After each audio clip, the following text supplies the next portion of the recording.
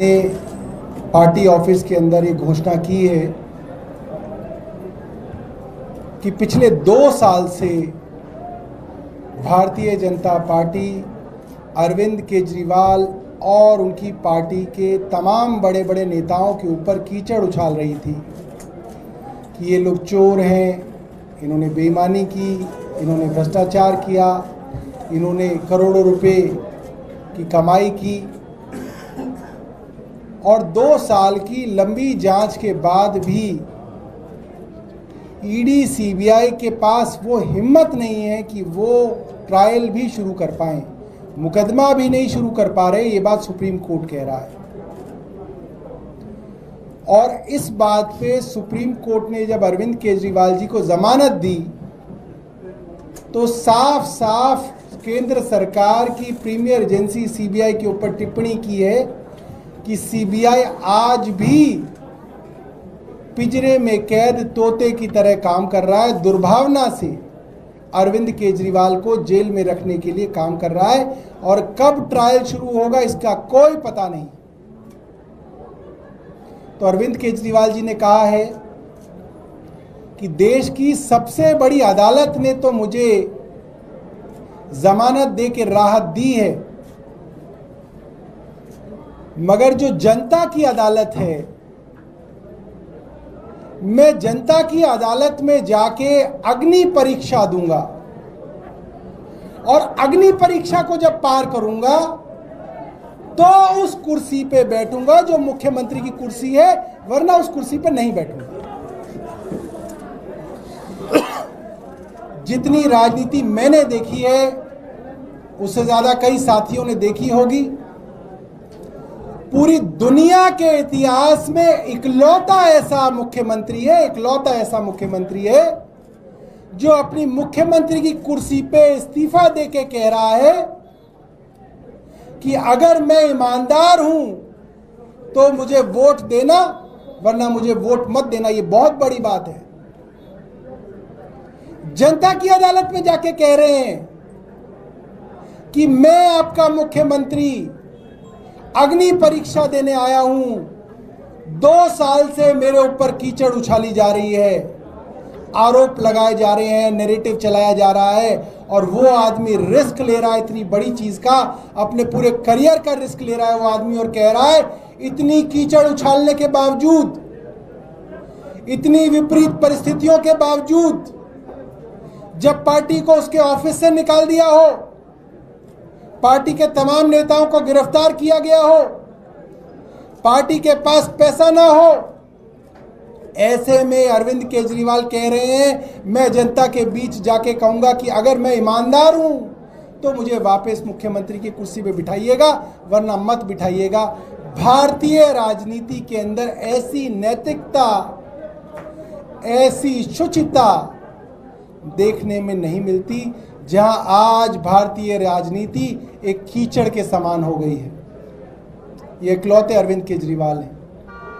अरविंद केजरीवाल कहते हैं कि तमाम आरोपों के बावजूद, कीचड़ उछालने के बावजूद, एक चीज भी अब तक अदालत के अंदर साबित नहीं हुई, एक आरोप भी। मैं बहुत गंभीरता से ऐतराज दर्ज करता हूं। सुधांशु त्रिवेदी पढ़े लिखे व्यक्ति हैं, सजा याफ्ता शब्द का इस्तेमाल उन्होंने जो अरविंद केजरीवाल जी के लिए किया है उसका मैं घोर ऐतराज करता हूं। उनको इतनी समझ कानून की होनी चाहिए, इतने पढ़े लिखे वो होने चाहिए। वो एक मेंबर ऑफ पार्लियामेंट हैं। सजा याफ्ता का मतलब कन्विक्टेड होता है। अरविंद केजरीवाल की ट्रायल भी अभी तक शुरू नहीं हुई, आपने सजा याफ्ता डिक्लेयर कर दिया। इलाज कराएं सुधांशु त्रिवेदी अपना, वरना इलाज हम करना जानते हैं। उनको मैं चेतावनी दे रहा हूं, अपनी जुबान संभाल के बात करा करें। अरविंद केजरीवाल जी ने ये रिस्क आज लिया है और जनता की अदालत के बीच में जाएंगे और जनता जो कहेगी उसके हिसाब से कुर्सी पे बैठेंगे, वरना कुर्सी पे नहीं बैठेंगे। अब आतिशी अपनी बात रखेंगे।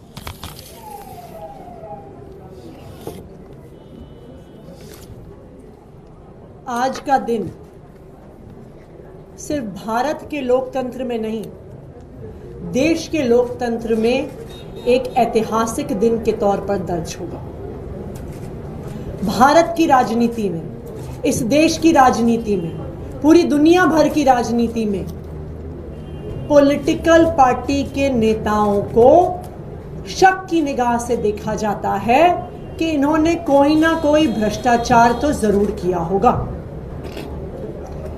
भारत के इतिहास में कोई एक नेता ऐसा नहीं रहा होगा, देश के इतिहास में कोई ऐसा नेता नहीं रहा होगा, दुनिया के इतिहास में कोई ऐसा नेता नहीं रहा होगा जिसने इतनी हिम्मत दिखाई हो और जनता के बीच में जाके कहा हो कि अगर आपको लगता है मैं ईमानदार हूं तो मुझे वोट देना, अगर आपको लगता है मैं ईमानदार नहीं हूं तो मुझे वोट मत देना। अरविंद केजरीवाल जी की इस घोषणा को समझने के लिए अरविंद केजरीवाल द पर्सन, अरविंद केजरीवाल जो व्यक्ति हैं उनको समझना पड़ेगा। अरविंद केजरीवाल जी वो व्यक्ति हैं जिन्होंने IRS की नौकरी, इनकम टैक्स कमिश्नर की नौकरी, जिसको पाने के लिए लोग कुछ भी कर देते हैं, जिसको पाने के बाद 10 पुश्तों लायक पैसा कमा लेते हैं लोग, उस नौकरी को लात मारकर दिल्ली की झुग्गियों में काम किया। ये आदमी है अरविंद केजरीवाल जी। अरविंद केजरीवाल जी वो आदमी है जिन्होंने जीरो से एक पॉलिटिकल पार्टी को खड़ा किया, भ्रष्टाचार के विरोध में खड़ा किया, और जब एक नई नवेली पार्टी चुनाव जीती और वो दिल्ली के मुख्यमंत्री बने, उन्होंने मुख्यमंत्री पद से सिर्फ इसलिए इस्तीफा दे दिया क्योंकि वो भ्रष्टाचार के खिलाफ कानून नहीं ला पाए जो वादा करके आए थे वो दिल्ली के लोगों का। अगर अरविंद केजरीवाल जी एक चीज है जो बर्दाश्त नहीं कर सकते हैं, वो है भ्रष्टाचार, वो है बेईमानी, वो है जनता के पैसे को अपनी जेब में डालना। जब ऐसे व्यक्ति पर भ्रष्टाचार का आरोप लगता है तो सोचिए उस व्यक्ति पर क्या बीतती है। सोचिए उस व्यक्ति को नींद कैसे आती होगी ये सोचकर कि शायद दिल्ली के वो लोग जिनके लिए मैं दिन रात काम करता हूं, जिनके लिए मैं सुबह से लेकर रात काम करता हूं, स्कूल ठीक करता हूं, अस्पताल ठीक करता हूं, जिनको मैं मुनाफे का बजट देता हूं, जिनको मैं तीर्थ यात्रा करवाता हूं, शायद कोई ऐसे लोग हों जो सोच रहे हों कि अरविंद केजरीवाल बदल गया है, जो सोच रहे हों कि शायद अरविंद केजरीवाल ने भ्रष्टाचार कर लिया। और आज अरविंद केजरीवाल जी के इस्तीफे का फैसला उस दर्द से आया है कि कहीं कोई ऐसा दिल्ली वाला ना हो जो सोच रहा हो कि मैं भ्रष्टाचारी हूं, जो सोच रहा हो कि मैंने जनता का पैसा खाया है। अरविंद केजरीवाल को पिछले 2 साल से भारतीय जनता पार्टी की केंद्र सरकार प्रताड़ित कर रही है। एक के बाद एक केस, एक के बाद एक झूठे आरोप, कभी एक नेता को गिरफ्तार करते हैं, कभी दूसरे नेता को गिरफ्तार करते हैं, कभी एक झूठा आरोप लगा के बदनाम करते हैं, कभी दूसरा झूठा आरोप लगा के बदनाम करते हैं। पिछले 2 साल में हजारों रेड हो गई, पिछले 2 साल में सैकड़ों CBI और ED के अफसर लग गए, लेकिन पिछले 2 साल में वो आम आदमी पार्टी के किसी भी नेता से भ्रष्टाचार का 1 रुपया भी बरामद नहीं कर पाए। ये है आम आदमी पार्टी की ईमानदारी, ये है अरविंद केजरीवाल जी की ईमानदारी।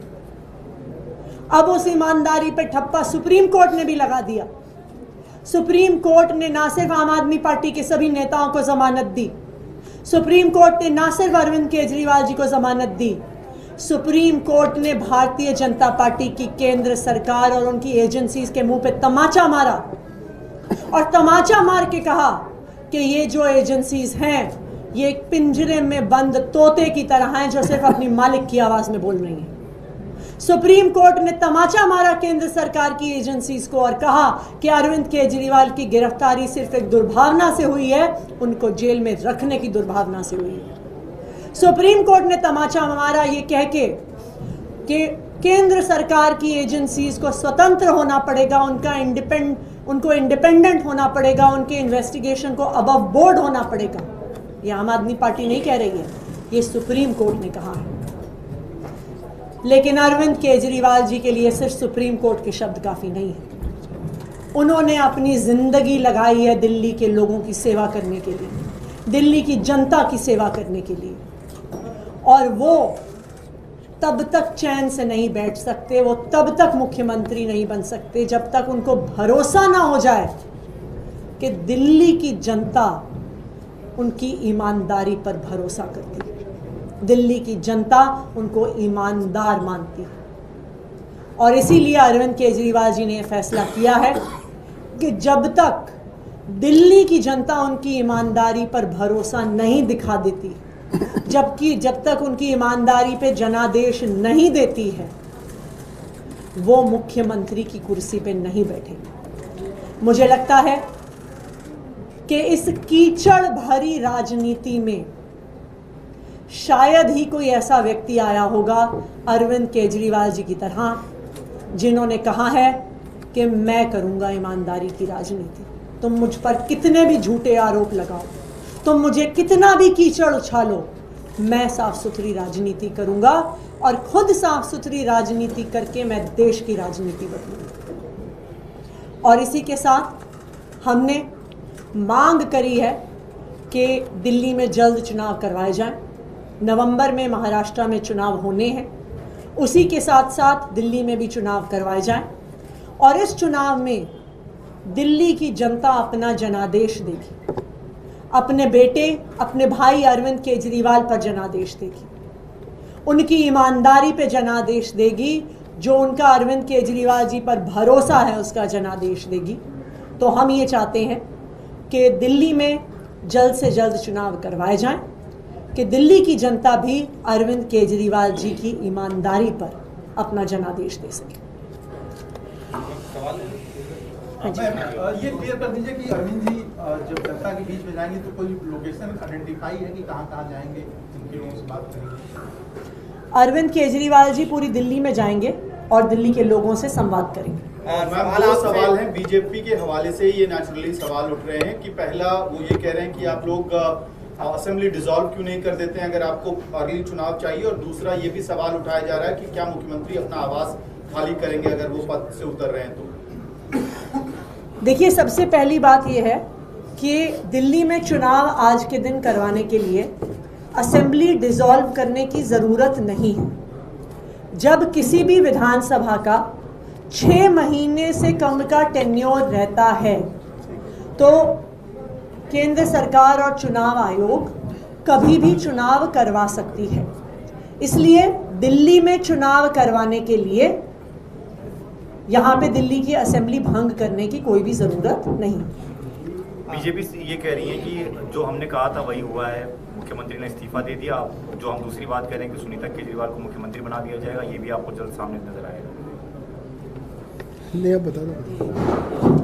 देखिए, भारतीय जनता पार्टी वाले परेशान हैं।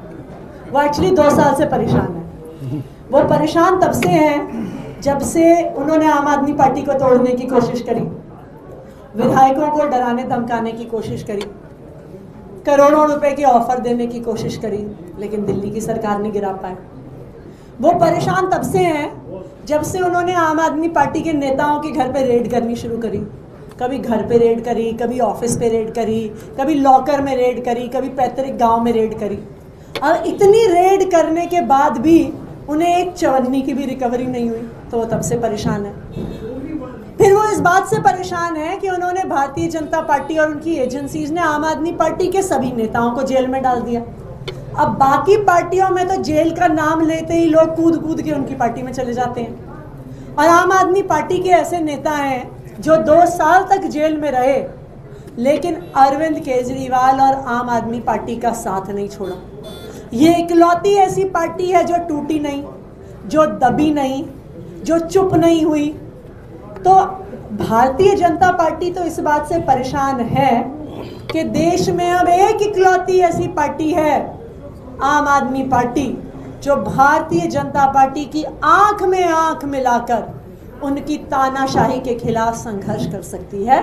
इसलिए भारतीय जनता पार्टी परेशान है, कुछ ना कुछ तो करेंगे ही। मैम, बीजेपी ने ये भी कहा है कि 2 दिन क्यों चाहिए इस्तीफा? उसका तो सिंपल सा रीज़न है, आज संडे है, कल ईद और है। कल छुट्टी है ईद की, तो नेक्स्ट वर्किंग डे ट्यूसडे है, इसलिए 2 दिन का समय चाहिए। जनता, क्योंकि आप लोग सारे काम जनता से पूछ के करते हैं, जनता ही जानना चाह रही है आपकी मुख्यमंत्री दिल्ली का कौन होगा, क्योंकि आपने कहा था आपके बेटे अरविंद केजरीवाल आएंगे, वो काम कराएंगे, लेकिन अब अरविंद केजरीवाल इस्तीफा दे दिया है, तो दिल्ली का काम कौन कराएगा? फिर आप दोनों में से कोई एक कराएगा क्या? देखिए, अभी दिल्ली की सरकार कितने दिन चलेगी ये तो इस बात पर डिपेंड करेगा कि चुनाव की घोषणा कब होती है, चुनाव किस तारीख को होंगे, ये तो चुनाव आयोग बताएगा। लेकिन दिल्ली की सरकार 1 दिन चले, 1 हफ्ते चले, 1 महीने चले चुनाव तक, आम आदमी पार्टी की सरकार दिल्ली की जनता के लिए काम करती रहेगी। आम आदमी पार्टी की सरकार दिल्ली के लोगों को 24 घंटे बिजली देती रहेगी। आम आदमी पार्टी की सरकार दिल्ली के बच्चों को अच्छी शिक्षा देती रहेगी। आम आदमी पार्टी की सरकार दिल्ली के लोगों को मोहल्ला क्लिनिक में, अस्पतालों में अच्छा इलाज देती रहेगी, बुजुर्गों को फ्री तीर्थ यात्रा करवाती रहेगी और महिलाओं को फ्री बस यात्रा करवाती रहेगी। हरियाणा में भी आप लोग चुनाव लड़ रहे हैं। अनिल विज ने एक बड़ा बयान दिया है कि मैं दावेदार हूं सीएम का और जीत कर आऊंगा तो अपनी प्रबल दावेदारी भी कहूंगा। खुद को सीएम मानना चाहते हैं, तो बीजेपी में इस तरह की लड़ाइयाँ शुरू हो गई हैं कि मैं खुद सीएम बनूंगा। इस पर आप लोग का क्या कहना है? देखिए, इस पर हमें कुछ कहने की ज़रूरत नहीं है, हरियाणा की जनता ही इस पे जवाब देगी। आपका क्या कहना है?